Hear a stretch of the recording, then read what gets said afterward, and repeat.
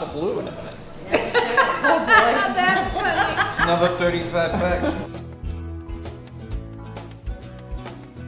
Hey, I'm Jeff. Remember how in episode 1 of With Jeff, I played the banjo for you? Got the banjo right here. If not, go back and look at that episode. I'll wait. Oh, welcome back. The past few weeks of production on this episode have been nothing short of grueling, and I haven't quite taken any more banjo lessons, but I'm going to give it another shot this week and see how it goes. So hold on.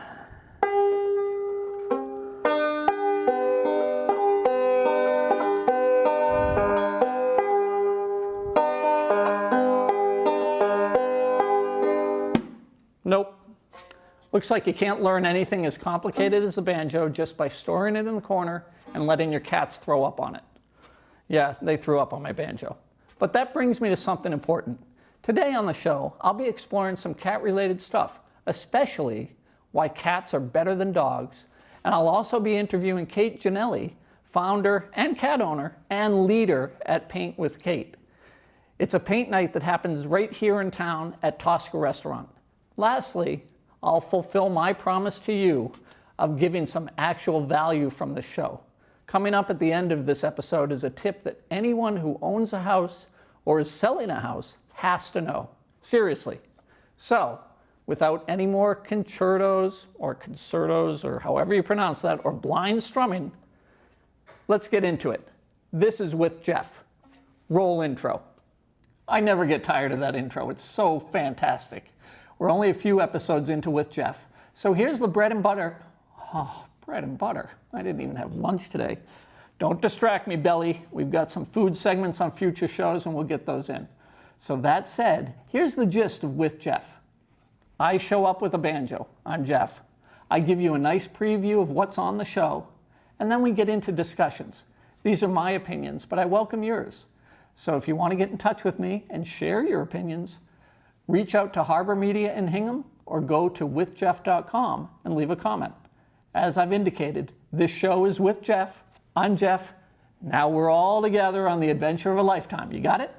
We'll explore a little. We'll learn a lot. My main goal here is to give you some stuff that brightens your day, unless you're a horrible person. If you're a horrible person, I hope everything I share darkens and ruins your entire life. But there are probably only a few of you watching, so don't worry about that. I'll do this for about 15 to 30 minutes, so if you can go grab a refreshing beverage and get comfy, let's get this journey on With Jeff underway. Let's talk pets, shall we? Even though people are actually animals, we often see fit to capture and domesticate other animals for companionship and service. I'm sure you've seen this phenomenon. From horses to pigs to chimps to iguanas to ferrets and snakes, people will try and turn any animal into a plaything, which makes me wonder what we'd do if aliens came down from outer space and did the same to our civilization. It's the simple position that I believe cats are far superior to dogs as pets. We're not going to cover any of those other animals. That's right, I said it. Cats are better. But I will give you a well-reasoned, fine-mannered, entertaining argument to support this statement with facts. So hang on and listen closely. Fact 1, dogs cannot look after themselves. Please show me someone who can go on vacation for more than 14 hours without completely freaking out because someone has to walk, feed, and dote on their fur baby. Cats, on the other hand, are actually very self-sufficient. Leave out some food, ensure they have access to a litter box and some water, and you can go away for months at a time without anyone looking in on them. They take care of themselves. Cats are better. While this nonchalance might be viewed as a negative factor by dog people, it's one of the primary reasons cats are so great.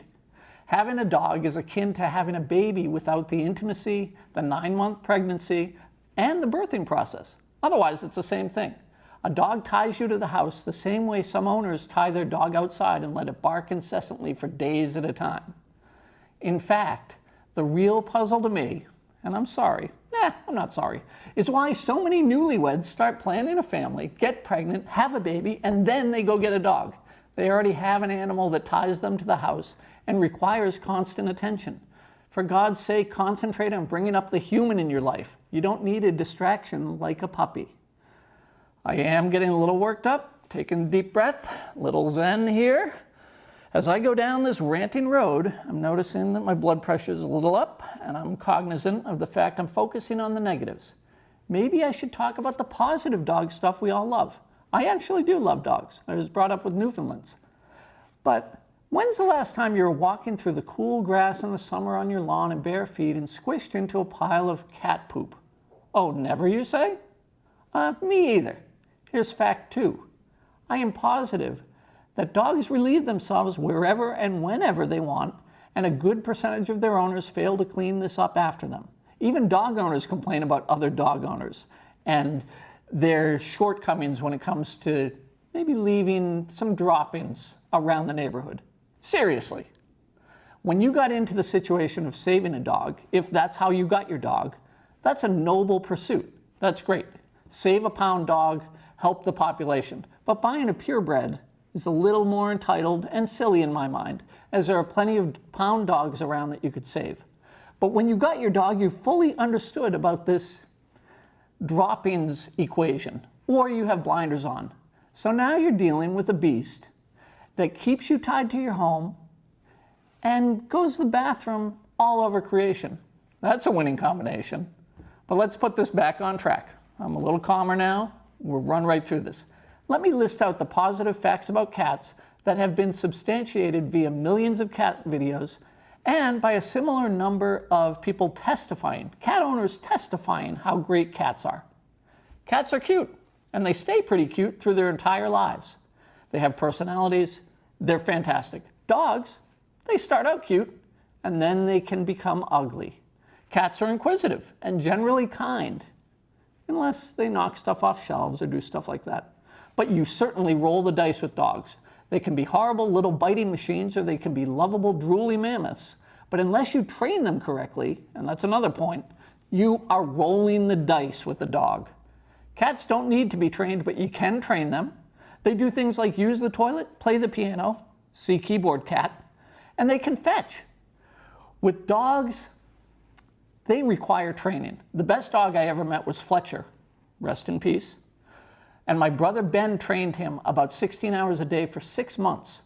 That's what it takes to get a dog who behaves and listens to you. Let's go back to the newlywed family with the screaming baby and the untrained puppy equation. With a newborn baby, who's going to have time or energy to train a dog properly? It doesn't make sense.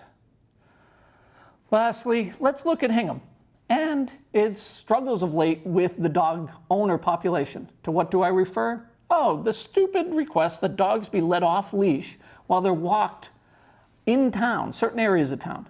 Doesn't that just negate the whole premise of walking your dog? I thought there was a leash law. We have that for a reason.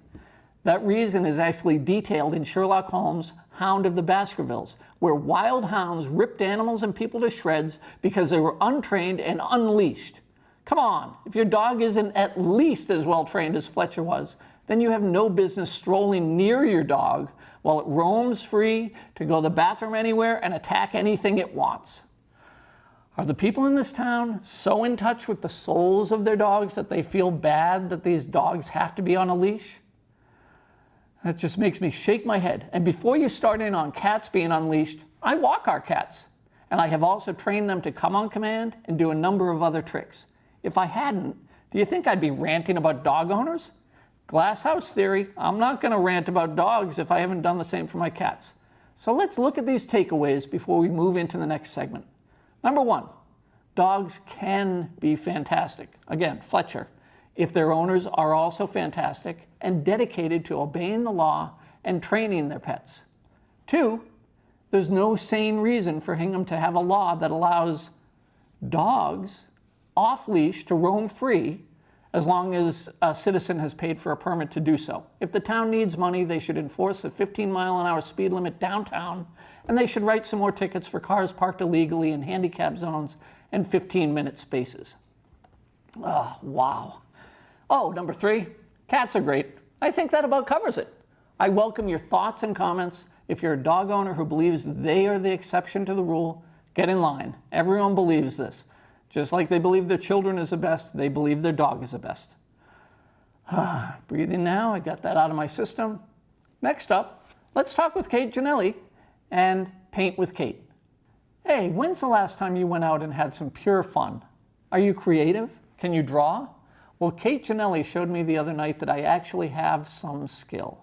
It's Paint with Kate, and I do it once a month here on the third Tuesday. What compelled you to go teach people how to do this stuff, do your true love? Well, actually, it wasn't my idea. I can't take the credit for that.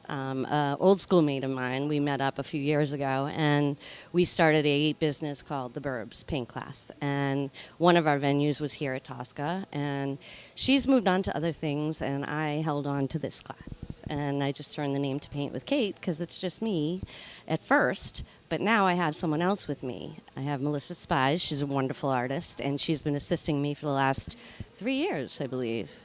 I teach the way that I was taught when I was 7 years old. I keep it very basic, so any beginner can come in and feel comfortable. There are no rules, there are no mistakes, and it's just the main focus of this is to just get away from the everyday and enjoy yourself. It's supposed to be no pressure and to take you away from your everyday and just escape for a little bit. Where do you come up with the ideas for different things to paint? Well, that's a tough one. Do a lot of different seasonal paintings, I would say mostly.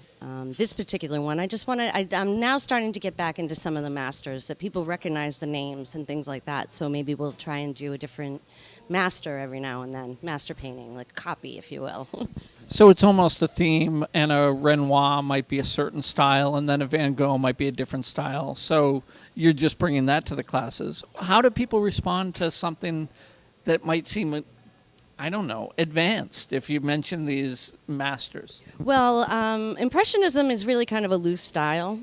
And I do encourage everybody to develop their own individual style as well. It doesn't have to look exactly like the painting. It's definitely yours. It's your own. And that's what I want someone to come out of this class with, is that they not necessarily learn something from me, but they learn something about themselves. It is fulfilling to see people enjoy what they're doing and be happy with something that they created and go home with that at the end of the evening. If someone wanted to sign up for the class, how do they do that? How do they find you? Generally, I'm on Facebook, also on Eventbrite. A lot of my things are on the Eventbrite page. All right, we're going to start with doing our blue exercise. So we dip your brush in the water, Any brush? your largest brush, dip it in the water, dip it in the blue, bring it onto your mixing palette. Oh, he needs a rag. Okay. Okay, I'm ready. Keep your rag near your water. It's always a good thing to do. And then you can add a little white to the blue as well if it's too dark of a color for you. And then just different strokes on there, all the way to about a third up from the painting, or And this is just to get you like comfortable Quarter, with really. the brush and the brush strokes and how to and how the paint moves, how much water you might need, how much paint you might need. Right now we're going to keep the paint a little bit on the thinner side because we want it to dry. But just slap it on in any direction.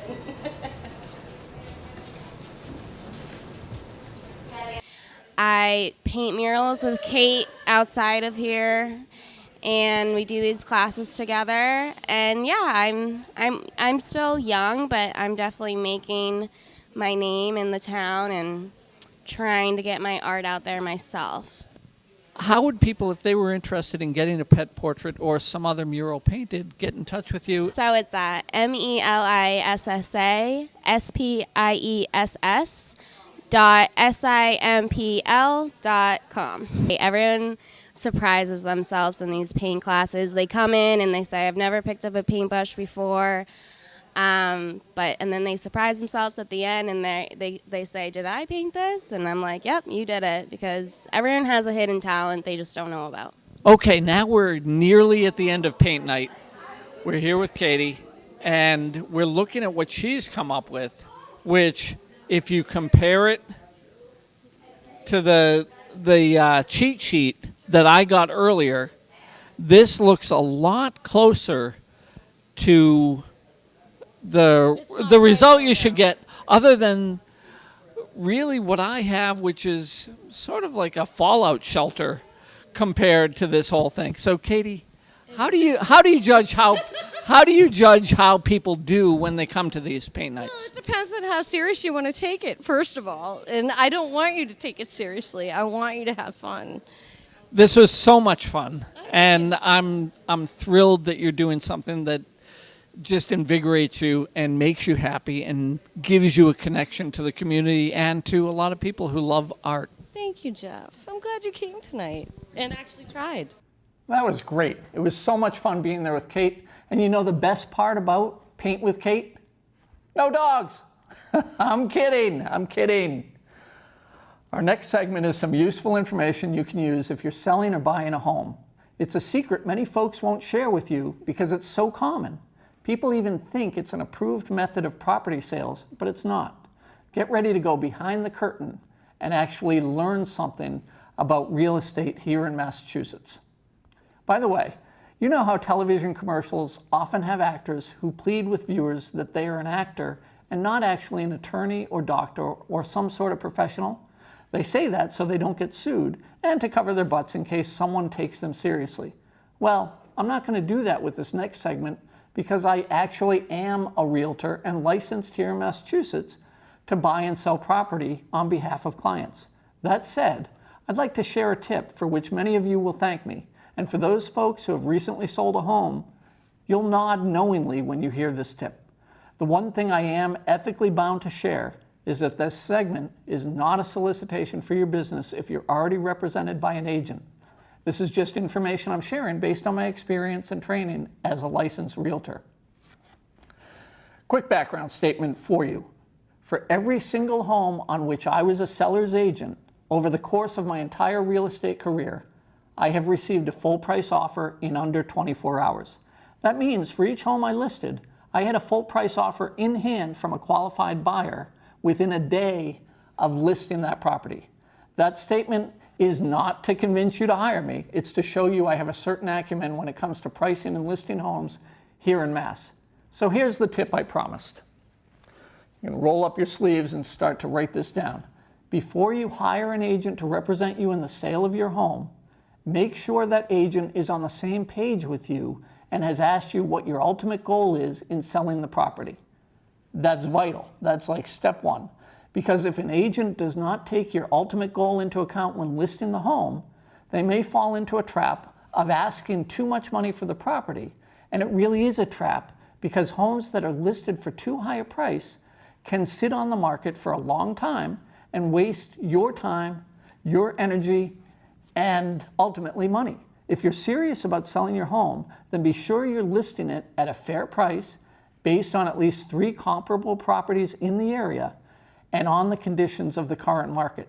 I've seen dozens of homes with signs that say new price, reduced, price reduction, just dropped, and I have personally given my sales price estimate to no fewer than half a dozen homeowners in the past 5 years who decided to go and cash in with another agent instead of just getting the sale.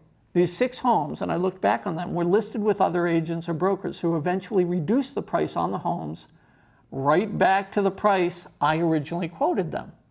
In one case, a home sat on the market for sale for 24 full months before finally selling at exactly the price I quoted based on the comps that I had done.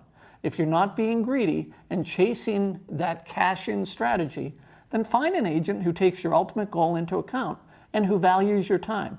It's silly to keep your home in pristine, unlived-in condition while it sits on the market with the price being reduced regularly. You have to keep it clean and do open houses repeatedly for what could be years until it sells. That's it. That's a simple tip. So, homeowners en masse, I hope that helps you gain some clarity on how to work with an agent and select the right one for your property. Because ultimately, when you sell a property here in Mass, you should know what your goals are, what you want to get as a return on that property, and you should have a good relationship with the agent you're working with. That's it. Episode 2 of With Jeff is a wrap. I'm looking forward to future shows, some of which are already underway, including interviews with folks who actually knit for a living, cheesemakers and how their lives have changed since learning how to make cheese, public service folks like police officers and firefighters and their take on the dangers of their jobs and the environment that we're living in today, more musical guests, the folks who started Orange Theory, and a slew of other rants, topics, and learning segments for you to enjoy. I'll catch you next time right here with Jeff on With Jeff. Thanks for watching. Hey, this is With Jeff, and if you want to connect with the show, talk to me, leave comments, see past episodes, it's all available online at withjeff.com. You can also go over to youtube.com/harbormedia, and you can spend some more time with me, with Jeff. Thanks.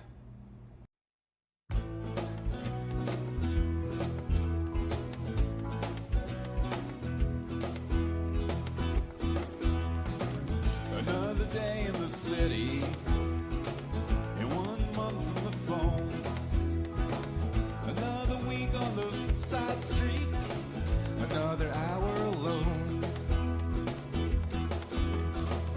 I was a fan.